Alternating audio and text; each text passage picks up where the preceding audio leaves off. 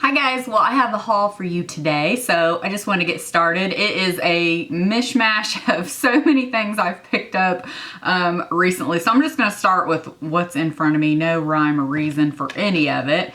So I picked up one of the new Makeup Forever Ultra HD Invisible Cover Concealer. Now I ended up getting it in the R20, which is a concealer, not one of the corrector shades, but I can already tell you I'm gonna have to return this or exchange it for something else because it is way too light.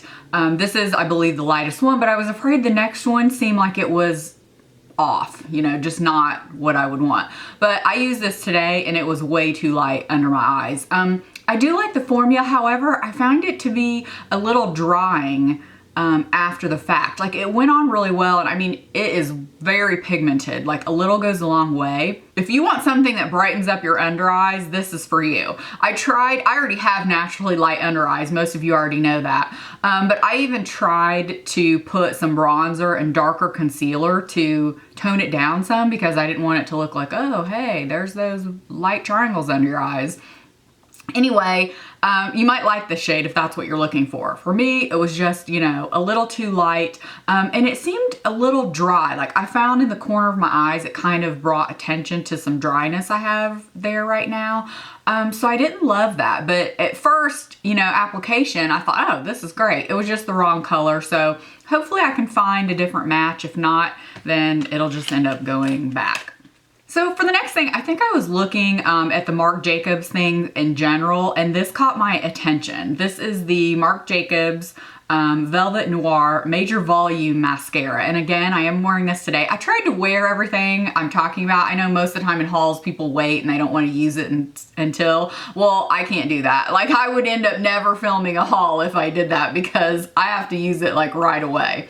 So anyway, this is a mascara. It comes in this honking tube here, and I actually like it. To me, I feel like mascaras are one of those, if first impression is good, then you're probably gonna like it and you'll continue to like it. You know how some mascaras, they have to grow on you or dry out a little bit and then you like them better? Well, this isn't like that. I liked it right away. It reminds me the brush of the Too Faced Better Than Sex. It's a little bit different, but you know, kind of that same. It's a little larger at the end and it goes kind of skinny in the middle. It is a regular bristle brush, but I liked it. I found it to build volume pretty well. The only thing I found, I had to really work at the ends to get some, but that could again be because it's brand new. You know, usually as mascaras dry out a little bit, they're a little easier to work with, but I really like it. I like trying high-end mascaras every now and then, but most of you know, I always go back to my drugstore. I love the L'Oreal Voluminous Butterfly, and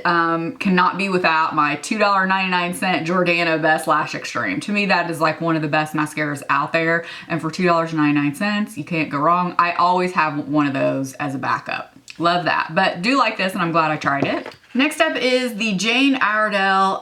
This is a gloss. It says Pure Gloss, and it is in the color Soft Peach.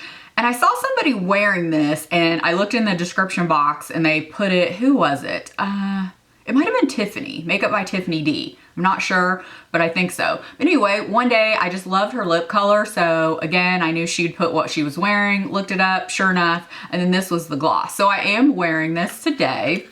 This is a really pretty gloss. It's one of those, as soon as you get it out of the tube, you're like, oh yeah, this is perfect. This is like a great gloss. I don't think I've ever had any Jane Iredale glosses.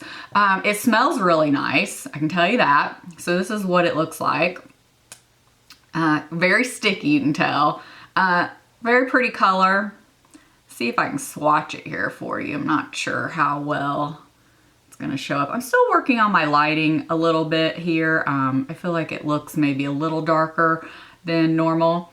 It has a really good smell, but you know what? It reminds me of like old school cheap lip glosses in the drugstore, almost like NYC or Wet n Wild or something. You'll totally know what I'm talking about if you've ever smelled this, and it kind of feels like that going on. It's very sticky and thick, but the color is so pretty, and I actually love, it's like a squeezy tube. I love the packaging too, that I can get over that. And I don't mind sticky lip glosses because they hang around a lot and they usually provide really good color. So again, I have that on over a product I'm gonna talk about next. So I do like this, it's very pretty. Okay, so what I have on under it, this was something, I saw a picture on Instagram from the It Cosmetics Instagram page.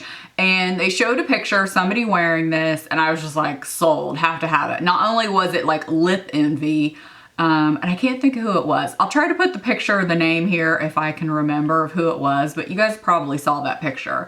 So this is the It Cosmetics Your Lips But Better waterproof lip liner stain. And it says with collagen peptides, hyaluronic acid, shea butter, argan, jojoba, and avocado oil. So you know It Cosmetics always has like great things in all their products. So this is in the color Buff Nude. And I'd never tried, I don't think I've had one of their lip liners. If I have, it's not been this one. So this is what it looks like. And again, I am wearing this today, filled just in my lips. I've used it just as a liner too. It's very pretty, that very just natural look, nude look to your lips. It's like a pink nude, which is my favorite. It is the twist up type, so you cannot sharpen it. This is what it looks like. Gorgeous, gorgeous color. Absolutely love this. I feel like it shows up a little lighter on the lips, but maybe that's because my lips have a little bit of pigmentation to it. I don't always feel like it looks this dark, but there it is. Two more lip glosses that I picked up recently, just in the drugstore. I think I was looking for something else and I saw these, and this one in particular, it just kept catching my eye every time I saw it. So I picked up two more of the Rimmel Stay Glossy lip glosses. Most of you know, and especially if you check the description box, I am almost always wearing, this is like my go-to gloss. I am wearing the Rimmel Stay Glossy in Non-Stop Glamour. So this is what it looks like, and you can all actually see I've used that much of it, which I'm surprised not more. This is just my go-to, take on vacation, grab when I don't know what to put over anything. It just looks fantastic. So I have a thing for like light nude pink glosses anyway.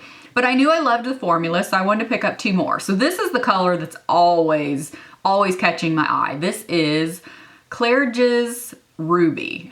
Anyway, it's just this beautiful pink, and this is one of those you can wear on its own because it has just enough color. There you go. And I just really love the formula of these. I don't think they get enough credit. They're very moisturizing, but yet they pack some color. They're not sticky. I don't know. I really love these glosses. And then another one I decided to pick up was Blushing Belgrave's. So it's just more of a little bit more of a rosy nude. I have not tried this one yet. Matter of fact, I haven't even opened it. So let's do that. And I typically, with these glosses, I will just cut the seal right here because they put the name right here and then that's the only place you can ever find the name again. So I like to leave it on there so I know what it is. So if you just peel that whole thing off, you'll never know again. So that's what this one looks like. Again, very pretty. Love the formula. This one is more, definitely more opaque. So there's that one. Very pretty. Looking forward to using this one. Again, this would be a good one you could just wear on its own. I picked up two new foundations recently, and I've just been on a foundation kick. I mean, you know, not too long ago, I tried the Giorgio Armani Luminous Silk Foundation, and then I tried the Clinique Beyond Perfection. I have a video on that. So I want to try a couple others. I just get in this kick sometimes with foundation. So I ended up buying the Laura Mercier. This is the Silk Cream. I bought the moisturizing one. This is their new formula. I don't know if I ever even tried the original formula. I think it was one of those I always meant to and I never did, or I could never find a shade. So I ended up getting this one in Bamboo Beige. And I was thinking this would probably be a good match for me. I have not tried it yet, but I intend to. This is what the packaging looks like. I know many of you really like this foundation. And I just thought the moisturizing one would be better suited for me because my skin is a little bit drier than normal. So another one that I picked up that I am wearing today, and I actually am filming a review video. This is the Too Faced Born This Way, and I decided to get it in the color nude. I had a really hard time deciding what color to get in this because the Sephora foundation finder did not recommend this foundation for me, so that must mean that there was an exact match when I had put in some foundations that the color matched me from. This one never came up. So I just went on, you know, that page and hovered over, you know, all the colors and looked at the undertones and kind of looked around at other videos and asked around, you know, about colors. And I was torn between vanilla and nude. I ended up getting this one because I was afraid vanilla would be too light, especially going into spring. I have not started self-tanning yet, so I can always bronze up my neck. Like I always have like 2 different shades going on my neck. So I try to match it to my neck, but then I always have like a little bit of white, you know, more light color showing through. Anyway, when I was putting this on, for the review, it actually looked really good. So as long as it doesn't oxidize, I'll be great. So stay tuned to see that video because I'm pretty sure it will go up after this one because again, I just tried it out for the first time this morning. You can tell me what you think of it here. I'm also doing a review on the new Anastasia Brow Define, or Brow Definer, I think is what it's called. I mentioned in a recent Get Ready With Me that I wanted to try this because it was a little bit wider of a tip there. And I thought that would be great because I have a lot of filling in to do. So stay tuned for that one. Again, I'm pretty sure this haul video is gonna go up before this one, but I'm comparing the Brow Wiz to the Brow Define. Let you know my thoughts on that. If you follow me on Instagram, you saw I posted a picture of this Hello Kitty collection from OPI in Let's Be Friends. I don't have it on today, but I'll try to insert the picture, or again, you can follow me on Instagram. This is a really great color. Again, most of you know I'm a sucker for the milky pink, you know, milky white pink shades. So I always have to try all of them. And I feel like that's the color I'm always drawn to in any collection. This is a really great formula. The first coat was a little streaky. Second coat went on opaque. It was great. That's all I needed. And it wore really, really well. I didn't get any chipping with this. I finally ended up just taking it off because I was getting so much, you know, new growth and then it wearing on the tips. But anyway, this is a really great one. Although I'm not loving that OPI has jacked up their prices again and now these are like $10. I remember back in the day when OPI was $6. So anyway, love the color though. And on that same trip to Ulta, I ended up getting a new bottle of Pureology. This is the Pure Volume one, so the one in the pink one. For years, I've always used the one in the purple one, which is the moisturizing, but I've mentioned in a few videos back that my hair is a little more oily. So and I mentioned a shampoo in that one, that Head & Shoulders Oily Scalp or something, which I absolutely love. That is a really nice shampoo. So what I've been doing is switching off with this new one. I like to use something like this right after I get my hair colored, and then I'll switch off with something else. So I really like this and it does make me feel like I have some volume, but without it feeling, you know, stripped or weird like a lot of volume shampoos can do. So I do like this. I did get another of my Mad Hippie Vitamin C serum. As many of you know, I've used this now for well over a year. It's been my vitamin C go-to. I've tried other vitamin C's. A lot of them irritate my skin or I just don't like them. This one I actually saw results. I think this is one of 2 products that's really helped with the hyperpigmentation for me.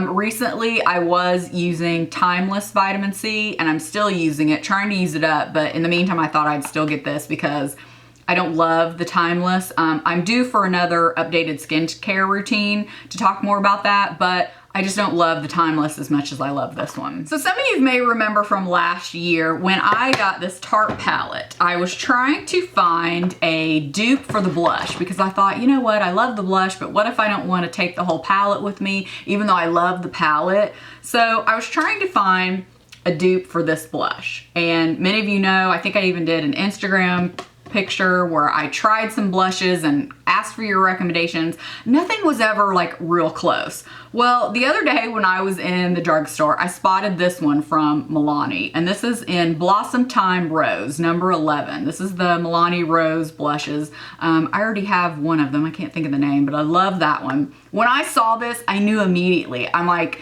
okay, the formula may not be the same, but the color I bet is identical. And I really think it is. This is the closest. I mean, look at that. This is the closest I've seen. So if you couldn't get this palette, but you heard me rave about this blush, try the one from Milani. I mean, I just can't get over how identical that is. Now, again, the formula is not the same. I will swatch them for you. I mean, even look at that on my finger. The Tarte is just so pigmented. I mean, it's crazy pigmented. The Milani is definitely more powdery. It's here, and I have to build it up a little bit more. And then there's the swatches. So this is the Tarte, this is the Milani. but they're very, very similar. Again, the closest that I have seen to date. And I tried everything under the sun, I feel like, trying to get a dupe for that. But both of them, whew, they're not wanting to come off. And did I need the Milani? No, but it almost was like a challenge. Like I could not get it because I had tried to dupe this so many times. So I was like, yep, I'm getting this. And I thought, you know, that way I can tell you guys if you were looking for something like that. So that's it for today. Let me know if you guys have tried any of this. Again, stay tuned for the review on the Too Faced Born This Way and the review and demo comparing the Brow Wiz to the Brow Define. So thank you guys so much for watching. I really appreciate it, and we'll see you next time. Bye.